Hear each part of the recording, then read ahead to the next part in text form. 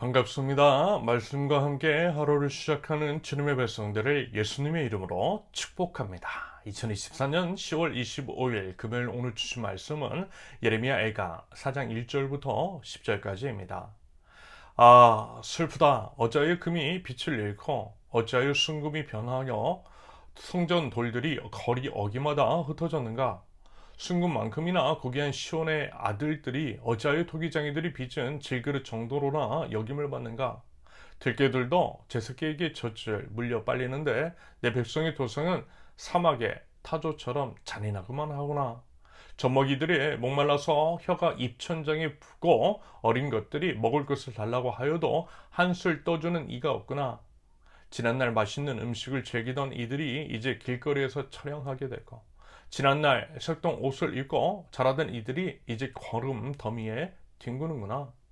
예전에는 저 소돔성이 사람이 손을 대지 않아도 순식간에 무너지더니 내 백성이 도성이 지은 죄가 소돔이 지은 죄보다 크구나.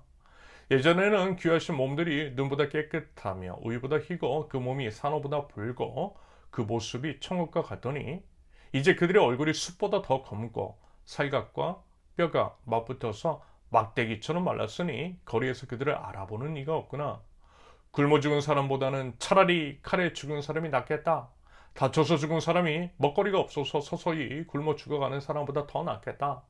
내 백성의 도성이 망할 때에 자유로운 어머니들이 제 손으로 자식들을 삶아서 먹었다. 아멘. 하나님 외에 영원한 것 하나도 없습니다. 모든 것들은 한계가 있어요. 모두가 이제 변하고 달라집니다. 사람의 상황과 형편도 그래요. 저도 이제 인생을 거의 이제 반백년 살다 보니 이런 게 보여요. 제가 이제 어렸을 때 떵떵거리며 부족함 없이 살았던 사람들이 지금은 이제 경제적으로 너무나 많은 어려움에 힘겨워하고 반대로 이제 정말 어렵게 살았는데 지금은 여유롭게 살고 있는 것들을 참 많이 봐요. 아무도 예상할 수 없었던 일입니다. 아마 이제 여러분들도 이런 경우들을 주변에서 흔히 경험해 보셨을 것입니다. 신앙에 있어서도요, 마찬가지입니다. 과거에는 그 누구보다 뜨겁게 하나님을 사랑하고 교회에 충성되었던 사람들이 언제 그랬냐라는 듯이 하나님을 멀리 떠나고 심지어는 안티가 되고 하나님과 교회를 증오하는 사람들도 여러 봤어요. 반면에 과거에는 이제 교회라는 단어에서 교자만 나와도 치를 떨던 사람이 하나님과 이제 교회를 뜨겁게 사랑하는 경우 또 적지 않습니다. 사실 이제 저도 이런 경우죠.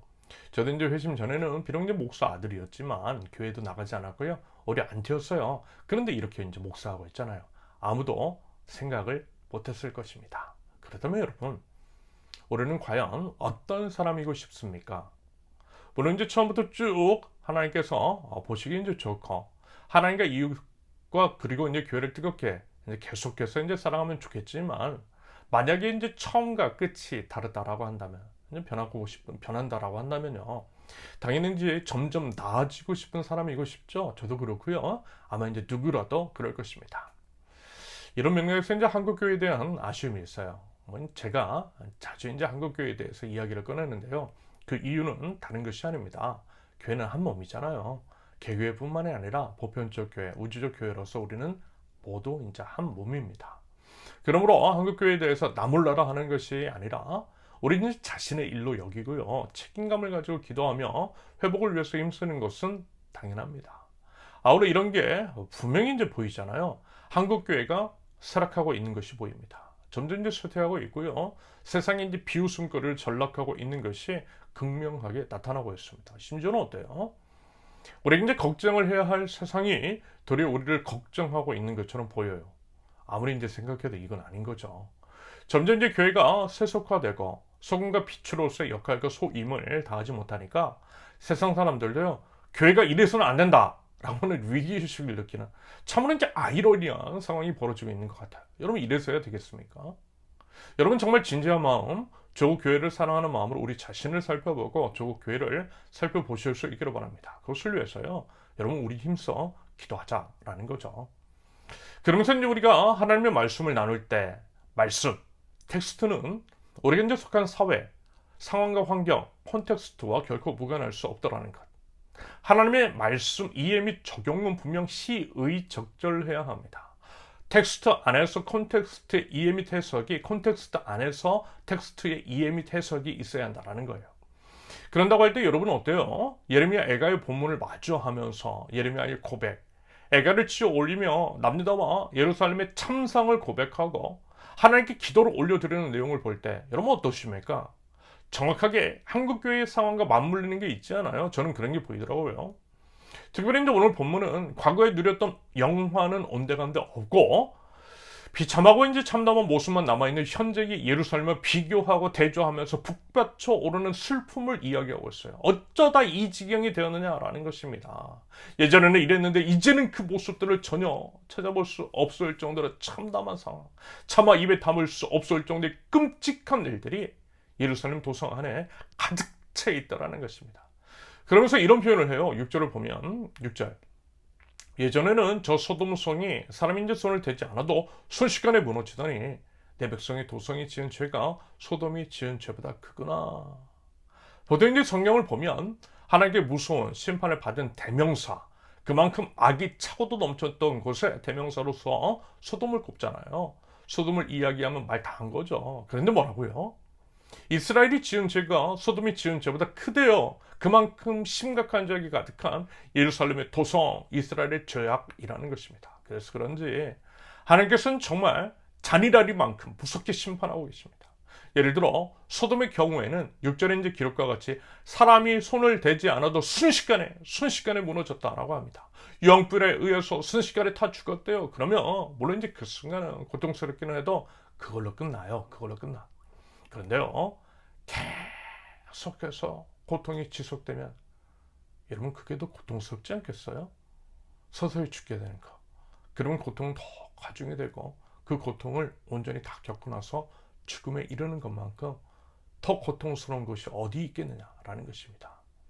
아울러 살아있어도 살아있는 것이 아닌, 차마 눈뜨고 볼 수가 없고 사람으로서 할 수도 없는 일들을 겪어야만 한다면 여러분 그게 더 고통스러울 수 있는 거죠. 그 고통을 소돔보다 더 큰 죄악을 저지른 이스라엘이, 예루살렘 도성에 있는 사람들이 모두 겪고 있더라는 것입니다. 그래서 이제 9절처럼 차라리 단칼에 죽는 게 낫겠다라고 하는 거예요. 심지어는 10절의 기록처럼 자유로운 어머니들이, 자식을 끔찍히 사랑하는 그 어머니들, 차라리 자기 생명을 주고 자식을 먹여 살릴 그 어머니들이 오히려 어떻게 하고 있대요? 자기 자식을 삶아서 먹는 끔찍한 일들을 저지르더라는 것입니다. 그만큼 입에 담을 수 없는 일들이 벌어지고 있다라는 것이고요. 그렇게 이제 고통스럽다라는 거죠.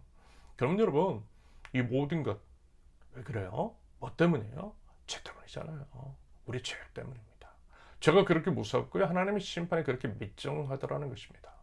그러므로 하나님께서 이제 기회 주셨을 때 회개하고 이제 돌아오는 것이 지혜이고 살 수 있는 유일한 길이라는 것입니다.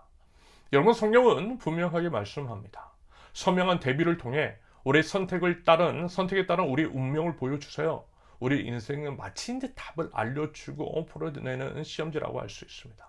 답은 성경에 써 있어요. 그런다고 할 때 여러분, 우리는 과연 하나님께 어떤 답을 써내시겠습니까? 앞서 말씀을 드린 것처럼 우리는 부디 그리고 제발요, 과거보다는 나은 미래를 꿈꿀 수 있기를, 그러기 위해서 하나님 앞에 바른 삶의 예배, 죄에서 멀리 떠난 삶을 드릴 수 있기를, 그러기 위해 무엇보다 말씀 앞에 정직하고 들고 떨리는 마음으로 설 줄 아는 하나님 나라 백성들, 저와 여러분들 이실 수 있기를 예수님의 이름으로 축원합니다. 함께 기도합니다. 말씀 앞에 정직하게 섭니다. 말씀 안에 생명이 있고 주님께 순종하는 것만이 살 길인 줄로 믿습니다. 그 믿음에 따른 거룩의 삶으로 하나님을 예배하는 자 되게 하시며 오직 마음과 뜻과 정성을 다해서 하나님을 사랑하는 주님의 백성들 저희 되게 하옵소서. 비록 시작은 미약하였지만 저희 끝은 심히 창대한 믿음이 될 수 있도록 주님 도움 주시고 믿음 주시고 주님의 은혜로서 인도하여 주시옵소서. 예수님의 이름으로 기도합니다. 아멘. 하나님께서 오늘 주신 말씀과 각자의 기도 제목을 놓고 우리 잠시 기도합니다.